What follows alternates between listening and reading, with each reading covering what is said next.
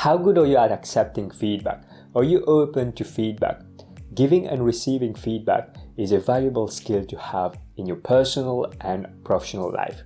Feedback is a tool that you can use to help you achieve your goals and unlock your potential. Most people are comfortable at giving others feedback, but when it comes to receiving feedback from others, it's a different story. Most people feel defensive when they're receiving feedback. They perceive it as a threat, as if they're being attacked, their character is being attacked, so they don't take the feedback very well. Most don't accept the feedback. So this is why it becomes very difficult to receive honest feedback nowadays, because people are afraid that they're going to hurt somebody else, and they don't want to create this awkwardness in a working relationship. So what happens is that some people, they will give you feedback, but they won't give you an honest, clear feedback. Some of the feedback may be watered down and you don't really know what that means. So receiving feedback is something that's very important. As human beings, we have this need for learning and growing. So we have to keep learning and growing. And cultivating a growth mindset is something that's going to be beneficial for your happiness and success. On one hand, you want to keep learning and growing. You want to cultivate this growth mindset and you want to know what other people perceive you as. So you'd like to have this honest feedback from other people. On the other hand, you don't want to be hurt. You don't want to be threatened by other people. So you want to have their feedback, but you don't want to take it personally. So this is how you can actually balance this learning growth mindset that you want to cultivate, and at the same time not becoming defensive when you're receiving the honest feedback.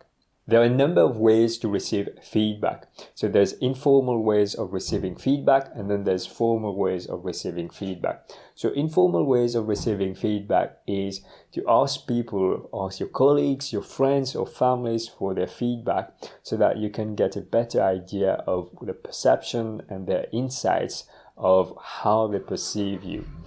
When you seek feedback from a person, it's important to phrase the question carefully, because the way you phrase a question will help the person to either give you an honest, accurate feedback, or they might give you a vague feedback and not tell you exactly what they think. So let's say you're asking somebody about your skill on XYZ. So if you said somebody, what are your thoughts on my skill on XYZ?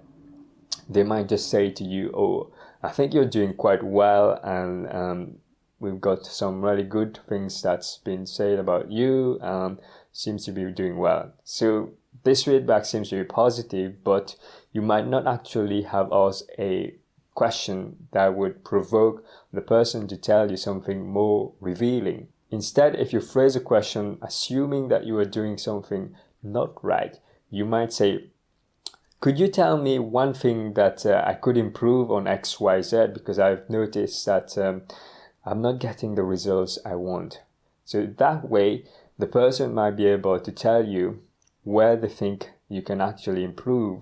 So the way you ask your question is very important when you're seeking feedback. Formal ways of receiving feedback include the 360-degree assessment, and you also have your performance review or annual review with your boss. So let's talk about the 360-degree assessment.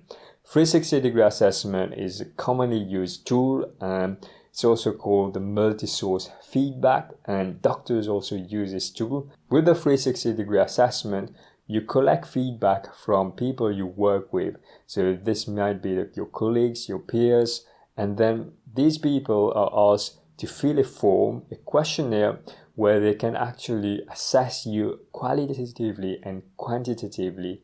So they have these measures to actually assess your attitudes, your professionalism, how effective you are in your job, and your performance. So all these parameters are in the questionnaire, and then you have a summary of this feedback, and then you get an idea of how other people perceive you and insights into what other people think about you. So this is a very good way of generating feedback and being able to know where you stand in a company. The performance review can be nerve-wracking for some people because you're sitting down with your boss and your boss is going to critique you on your performance, your attitude, your professionalism, and you will receive feedback on your performance. And this is another way of receiving formal feedback from your supervisor or your line manager.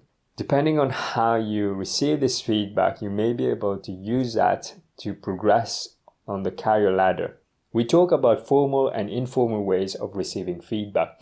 Now let's talk about how we respond to this feedback. So whenever you're receiving feedback, the way you look at the feedback and appraise it does matter into how you respond to the feedback. It's vital to listen carefully when you're receiving feedback. If you don't listen carefully and you're on the defensive mode, then you will take everything against you. So listen very carefully to what the other person is saying to you and pay attention to the word they're using, what they're saying, their body language, and what they're not saying. So the first thing I do when I receive a feedback is to ask myself, is there anything right in it?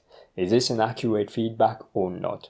If it is an accurate feedback, then depending on what sort of feedback I'm receiving, then I will respond appropriately. So a feedback could be very accurate and straightforward, such as, your handwriting is terrible, you need to improve it. Yes, so you know that you need to do it, so you can get on with it, so you improve it. Then there are feedback that are accurate, but painful to hear. So you don't want to hear it, but you know it's true. And you know you need to change this, but it's going to be difficult. So these are very painful process to go through, but you know that you have to make this change. Then there's feedback that's accurate, but you're not sure what to do with that feedback. So it could be feedback like, you've not been proactive. So yes, you may be aware that you've not been proactive, but you don't know how to be more proactive. What do they mean by you have to be more proactive? So in this case, you may need to ask the person giving the feedback, I agree with you, taking this forward, how can I become more proactive? So you may ask a person for some suggestion how you can be more proactive, how you can improve using that feedback. Sometimes you may receive inaccurate feedback, and what do you do with this? So depending on what types of feedback you're receiving, some feedback may be inaccurate and straightforward. So in which cases you can just reject this feedback. Some feedback may be inaccurate and misleading. In these cases, the person giving you the feedback may have an ulterior motive. So you need to be careful as to what this person is trying to do. And then you have inaccurate feedback, but the person has a close relationship with you. So the dynamic is quite complex. You can't actually reject what the person is saying, because although there are some inaccuracies there, but there are things that you need to pay attention, because you need to address these things, especially if it's in a relationship and you're receiving some inaccurate feedback from somebody close to you. So the person might not be happy about something, and you might find that this is annoyance to you, but there is something that they're trying to say here. So you need to pick up on this and address it. So far we have talked about how to receive feedback. Now let's talk about how to give feedback effectively. First thing you need to know is that unsolicited feedback is not always welcome. So whenever you're going to give somebody feedback, you need to invite them to check whether they want to receive your feedback or not. Because if the person is not open to feedback, then you're wasting your time giving feedback. The feedback won't be accepted and won't be used. The feedback needs to be honest, because if you don't tell the person what you think honestly, then you're doing a disservice to that person. Before you give feedback to someone, you could ask that person what are their thoughts, how well they think they've done. This will give you an insight of their insight. This will help you to know where this person is at, whether they know what are the things that they could improve on or not. Some people may have no insights whatsoever, so they have a complete blind spot. And when you're going to give your feedback, then it will help you to know how to give the feedback to that person. Timing is also important whenever you're giving feedback. There's a time and place to give feedback. For example, if somebody has just given a presentation, you don't want to go and talk to that person straight away and give them your feedback, because that is not the right time. Whenever you're giving feedback to somebody, you need to make sure that the timing is right. There are different reasons why you may be giving feedback to a person. So you may be giving feedback because you want to praise that person for their efforts, for their results. So you may do it publicly. It's actually a good thing to do it publicly so that other people can actually see that hard work is recognized in the team. If you're going to give feedback to somebody to coach them, to help them to improve on something they're struggling, then it's best to do it in private, because you might make the person uneasy if you do it publicly. You may also be giving feedback as part of an evaluation. So you're rating the person's performance. So in this case, then it's also advisable to do it in private. It's vital that you use objectivity and use facts and figures that's going to support your feedback. A popular way of giving feedback is a sandwich method. So the sandwich method is to use something positive to start with, and to praise a person for their efforts on doing something, and then after that you can actually tell them what they need to improve on.